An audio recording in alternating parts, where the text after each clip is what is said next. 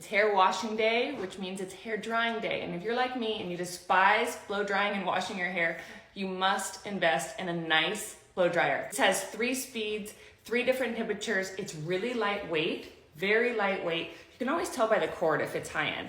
This is something you invest in. You invest in nice jeans and you invest in a nice blow dryer. Let's go. 6 minutes later, I am ready to go. This is convenient, it's lightweight, it's safe, it won't get your hair caught back in the back end like some of them do.